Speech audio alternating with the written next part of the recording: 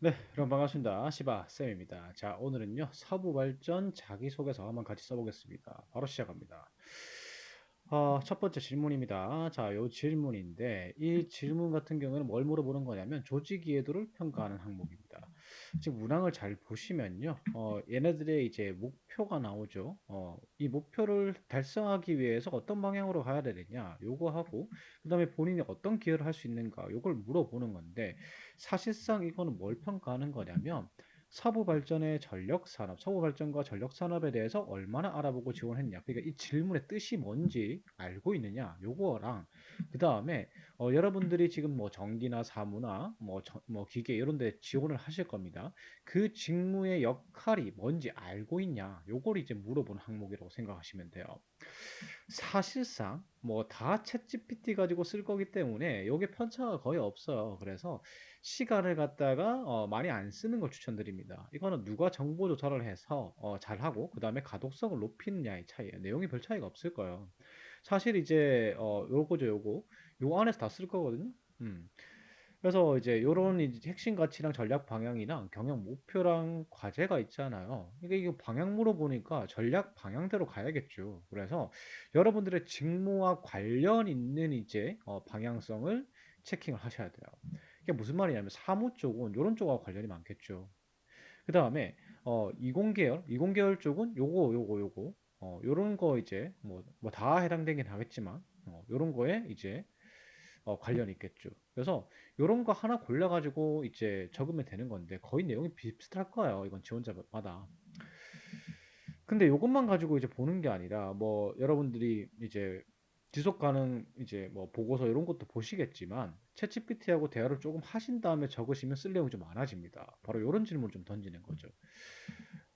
사고 발전에서 내가 지원하는 직무의 주요 업무와 그다음에 사고 발전 지금 비전 목표 있잖아? 요거 관계 설명해 줘. 이러면 기가 막히게 설명해 줍니다. 그러니까 주요 업무는 무엇이고 약간 이게 직무 기초서가 애매하게 기술돼 있잖아요. 근데 조금 우리들이 알아들을 수 있는 용어로 요렇게 이제 얘기를 해줘요. 얘기를 해주고 그 다음에 요런 업무를 잘 수행하는 게 얘네들의 비전 목표와 무슨 관계가 있는지 그런 걸 갖다가 잘 연결시켜서 기가 막히게 설명을 해줍니다. 한번 여러분들 질문해 보세요. 그리고 이런 거 그러면 이 목적 여중에서 뭐 나올 거예요. 저 이제 여기다 직접적으로 물어봐도 돼요. 세계 최고 수준의 뭘 갖다 달성하는데 이제 어떻게 방향성을 가져야 되느냐 이렇게 물어보면 막 여러 가지 설명해줘요. 그러면 그 중에 하나를 잡아가지고 그러면 요걸 해야지 세계 최고 수준의 이제 종합 에너지 기업이 된다라고 했으면 요거 달성하는데 내가 지원한 직무가 어떤 기여를 할 수 있는가 요걸 물어보면 돼요. 음. 그래서 하면은 또 이렇게 기가 막히게 또 설명을 해줘요. 기계 지금 뭐 해야 되는지, 어떤 구체적으로 기여를 해야 되는지. 그래서 이런 걸 이제 설명을 해주고, 이게 말도 안 했는데 면접이나 자기소개서에 쓸 수 있게 바로 자연스럽게 설명해 준다. 이렇게 하잖아요.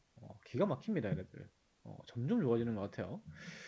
그 다음에 이제 저거에 기여하기 위해서는 어떤 능력이 있어야 되는지 뭐 이런 거 알아봐야 될 거 아니에요. 그래서 그냥 이어서 이렇게 질문하면 됩니다. 그래서 요거에 기여하기 위해서는 어떤 핵심 역량이 필요하냐 이렇게 다 또 설명을 해줍니다.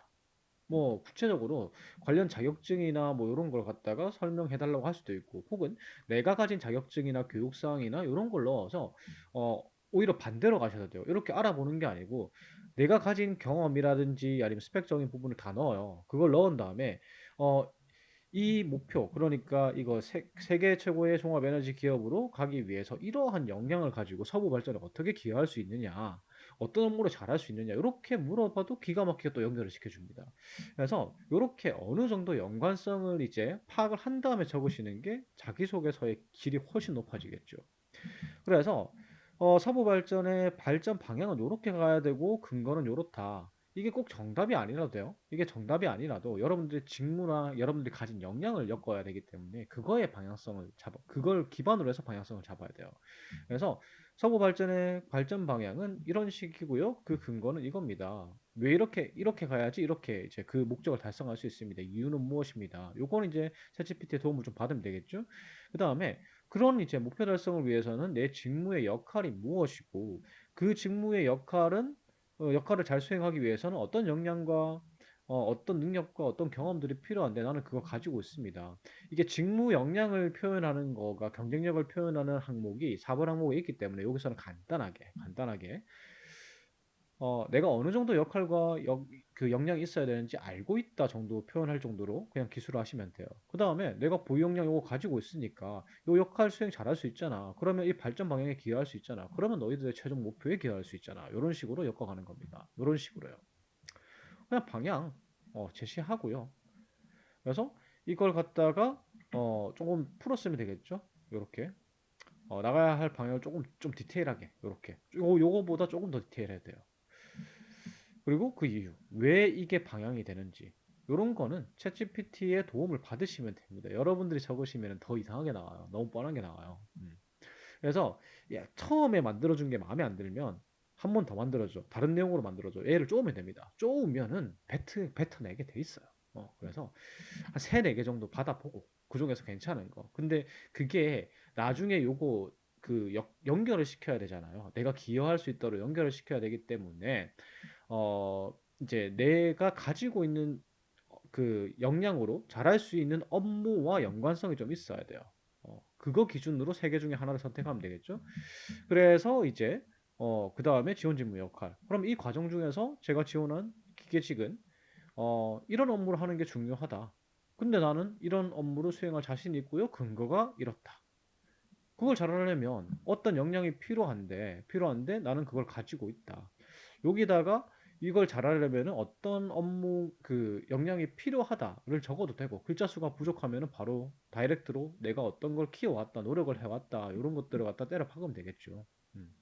그래서 어떤 노력과 어떤 경험을 바탕으로 어떤 역량을 향상시켰다 정도를 적으면 되고 그러니까 이런 능력이 있으니까 어떤 업무 잘할 수 있고 너희가 말하는 요 세계 최고의 종합 에너지 기업 이게 무슨 말을 하는지 모르겠지만 요거에 기여할 수 있다. 이렇게 떠들면 되겠죠. 항목 2번 갑니다. 아, 기존의 방식이나 현상의 문제의식을 가지고 딱 읽어보면 문제 해결 능력 평가죠. 여기서 이제 기존의 방식이나 현상에 대해서 문제의식을 가진다. 요거는 이제 적극적 문제인식이고, 그 다음에 새로운 방식의 시도는 창의적 사고입니다. 그래서 사실 문제 해결 평가의 종합 선물 세트라고 보면 되는데, 비판적 사고와 창의적 사고를 중심적으로 평가하는 항목이라고 보시면 돼요. 그러니까 남들은 인식하지 못하는 문제를 갖다가 너는 문제라고 인식했냐. 그리고 원래 해결 방식이 아니라 더 효율적인 방법을 찾으려고 노력했냐. 요걸 갖다 물어보는 겁니다. 어차피 내용은 정해져 있어요. 이런 내용 들어가면 됩니다. 남들은 그냥 넘어가는 거. 남들은 이게 문제라고 생각하지 않았는데 나는 문제라고 생각했다. 개선시킬 수 있다고 생각했다. 그래서 그냥 내 뇌피셜로 해결하는 게 아니라 객관적 근거를 수집해가지고 여러 사람 말 들어보고 자료조사도 좀 해보고 이렇게 하다 보니까 이걸 갖다가 왜 비효율적인지 원인을 찾았다. 그래서 원래 하던 방식에서 이 개선을 해가지고 좋은 방식, 새로운 방식을 시도를 했고 결과물을 냈다. 이런 내용이 들어가야 되는 거예요. 근데 문제는 여기서 물어본 건 이겁니다. 저항입니다. 그러니까 새로운 방식을 시도하면은 저항이 있기 마련이에요. 원래 사람들은 관성대로 행동하려고 하잖아요. 그래서 사실 지금 이게 공공기업들의 현상이기도 하거든요. 그러니까 신입들은 계속 뭔가 바꾸려고 해요. 젊은 층의 직원들은. 근데 위에서 어떡하죠? 하던 대로 하려고 그러죠. 그러니까 이게 변화 혁신이 잘 안 되는 겁니다. 그래서 이게 이 문제를 해결할 때 어려웠던 건 서술하실 때 사람이 돼야 돼요. 잘 드리지 않았다 팀원들이 구성원들의 저항이 있었다 이런 내용이 들어가면 좋습니다. 그래서 내가 어떤 새로운 방식을 시도하려고 했는데 이 팀 구성원들 조직의 구성원들이 좀 반대를 하고 설득시키기가 힘들었다 이런 내용이 들어가면 이 항목 2번에서는 베스트인 겁니다. 자, 그래서 이런 내용이 들어갈 수 있겠죠. 처음에는 왜 문제 해결을 해야겠다고 생각했던 건 당연히 그냥 내가 문제라고 생각했다. 다른 사람들은 문제라고 생각 안 했는데 그런 내용이 들어가면 돼요. 그리고 좋은 결과가 있었다. 이걸 갖다가 첫 번째 기술하면 됩니다. 그래서 이렇게 10년 넘게 선착순으로 사물을 배분을 했다. 이게 기존 방식이죠. 근데 다른 사람들은 하던 대로 했다. 근데 나는 이게 비효율적이라 생각했고 어떠한 이유에서 이걸 개선해야 되겠다고 생각했다. 그래서 어떤 안을 내놨고 잘 해결됐다. 결과까지 쭉 가시면 돼요. 그리고 나서 저항이 있었다. 내가 쉬웠던 게 아니다. 그래서 금방 저항에 부딪혔다. 사람이 반대를 했다는 거죠. 그래서 이게 뭐 사람적인 문제가 아니더라도 어떤 문제가 생기겠죠. 그런 거 적고 그다음에 사람들이 반대하고 불만을 제기했다. 그런데 내가 내 노력을 통해서 그걸 해결했다. 그래서 뭐 기술적 문제나 이런 거면은 내가 노력해서 알아보고 뭐 이렇게 했다. 이게 들어가고 사람적인 문제면은 그들을 설득하기 위해서 노력했다. 그냥 하자가 아니라 그들을 최대한 설득하기 위해서 왜 이게 좋은지 왜 이런 변화를 해야 되는지 설득하기 위해서 노력했다. 그렇게 이제 들어가면 되겠죠. 자, 그리고 또 이제 그래서 그런 저항도 해결했고요. 맞죠? 새로운 방식도 시도해서 잘 됐다. 그러니까 앞으로도 입사 후에도 그렇게 하겠다. 개선하는 사람이 되겠다. 변화와 혁신을 주도하겠다. 뭐 이런 내용이 들어가면 되는 겁니다. 자, 그다음 갈게요. 이게 항목 3번인데 갈등이죠, 갈등. 이거 갈등 관리입니다. 대인관계의 갈등 관리 능력인데 협상하고 그러니까 조직 내에 발생한 갈등을 적극적으로 개입할 수 있는가? 그리고 협상 능력은 뭐냐면 이런 겁니다. 쉽게 설명해 드릴게요. 이게 뭐 최적의 뭐 협상 전략에 따라 이건 이렇게 막 설명을 하는데 그게 아니라 쉽게 얘기하면은 이런 거 있죠. 아, 이게 전력이 아니고 전략입니다. 어, 누구나 사람이 표면적으로 말 못하는 것들이 많아요. 그러니까 나는 사실은 이걸 말하고 싶은데 좀 뭔가 이걸 직접적으로 말하긴 그렇고 그러다 보니까 다른 걸 얘기하는 케이스가 되게 많습니다. 그래서 여러분들이 꼭 들어가야 될 내용은 뭐냐면 여러분들 이거 경청했다, 소통했다라는 표현을 많이 쓰시는데 그게 아니라 좀 나는 평소에 사람들한테 관심이 많고 주변 사람들한테 관심이 많고 적극적으로 소통하고 말만 듣는 게 아니라 관찰도 하고 그래서 이 사람이 정말 왜 이런 소리를 하는지 그럼 두 명의 갈등이면 이 사람과 이 사람이 표면적으로는 이렇게 얘기하는데 실제로 이 두 사람이 원하는 건 뭔지 파악하기 위해서 노력했다. 그래서 그들이 납득할 수 있을 만한 이거는 최악의 표현입니다. 모두가 만족할 만한 대안. 이건 최악의 그런 거 없어요. 그런 건 없어요. 그냥 이들이 걱정하는 부분이나, 어, 이들이 진짜 원하는 거, 이런 것들을 종합해서 중재안을 내놨다. 그러니까 어느 정도 만족할 수준의 얘들이 받아들일 만한 거, 요 정도면 받아들이겠지라고 생각해서 중재안을 내놨고 그렇게 갈등이 해결됐다. 그리고 이렇게 갈등이 생기면은 이런 내용도 들어가도 좋아요. 이렇게 갈등이 생기면은 어떤 상황이 발생하냐면 분명히 감정이 상해요. 그래서 그 감정적인 부분을 해결하려고 노력했다. 뭐 뒤에서 조금 독려를 해준다든가 다시 갈등이 안 생기게 좀 해준다거나 아니면은 어떤 의견을 낸 친구를 칭찬해준다거나 그런 감정적 매만짐 그런 내용도 들어가도 좋습니다. 그래서 갈등이 어떤 갈등이었다 설명을 좀 하면 되고 사실 350장 좀 많긴 한데 그 다음에 그 갈등의 원인이 뭔지 파악하기 위해서 노력했다. 그냥 경청이 아닙니다. 관찰하고 관심을 가지고 뭐 이렇게. 그 다음에 그 원인을 제거하기 위해서 노력했고 중재안을 내놓은 거죠. 그래서 해결됐다. 뭐 이런 식으로 가면 되는 겁니다. 이런 식으로요. 이건 내용을 잘 보셔야 돼요. 자, 이런 거 많이 생기죠. 조별 과제하는데 역할 분담 갈등이 생긴 겁니다. 그래서 한 팀원은 설계 파트, 그러니까 자기가 잘하는 거 하고 싶다. 근데 아니 발표가 가장 힘든데 다른 팀원은 발표는 다 같이 준비해야 되는 거 아니냐? 똑같이 가자. 공정함이 중요한 거 아닌가? 근데 꼭 이런 상황 양보하지 않죠. 그러니까 이런 얘기를 쓰면 됩니다. 그래서 분위기 안 좋아졌다. 당연히 안 좋아지겠죠. 이런 내용을 쓰면 돼요. 그 다음에 원인 파악을 위한 노력은 이 내용을 잘 보세요. 이런 게 들어가면 좋아요.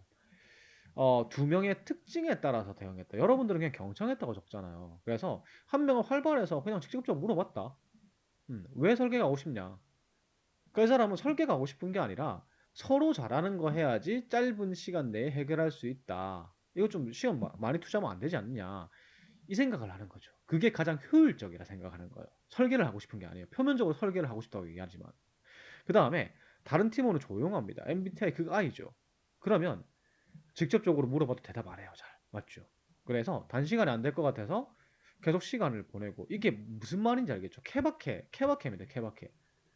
무조건 소통을 시도했다가 아니고 이 사람은 이런 성향이라서 이렇게 시도했고 이 사람은 이런 성향이라서 이게 정확한 소통이죠. 갈등 해결이고. 그럼 여러분들은 적극적으로 소통했어요. 대화를 했습니다. 이런 게 포인트예요. 이런 게 포인트. 그래서 여러분들 실제로 그렇게 하시잖아요. 누울 자리 보고 발 뻗는다고. 쉽게 상처받는 애한테 직접적으로 얘기 못 하잖아요. 근데 아무렇지 않게 그냥 이렇게 넘기는 애들한테는 직접적으로 대화를 하잖아요. 그러니까 그런 걸 평소에 하고 있는데 왜 글로 쓰면은 그걸 못 적는지. 그러니까 요런 부분이 들어가야 돼요. 그래서 얘는 공정함이 발작 버튼이죠. 그러니까 말 못하는 성격이다 보니까 부당한 대우를 받은 적이 있는 거예요. 막 떠맡기는 거예요, 사람들이.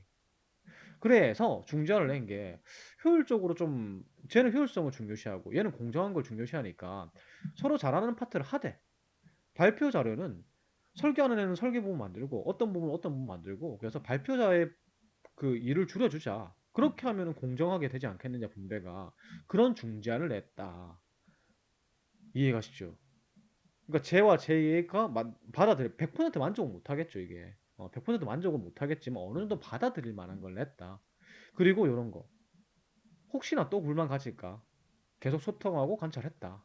아니면 얘가 조금 더 기분이 나빠 있었는데 얘를 갖다가 달래느라 좀 땀을 뺐다. 뭐 그런 거 들어가면 되는 거죠. 그래서 입사 후에도 표면적으로 경청하는 것이 아닌 팀원에 대한 관심과 적극적 소통 뭐 이런 거 얘기하시면 됩니다. 이게 면접 때도 팁인데 여러분들 경청했던 소리 되게 잘하시거든요. 의사소통 사례를 말해달라면 그러면 내가 1번 지원자잖아요. 이렇게 얘기해 버립니다. 경청이라는 건 저는 표면적으로 경청이라는 거는 그냥 경청만 한다는 건 의사소통 능력이 있는 게 아니라고 생각을 합니다.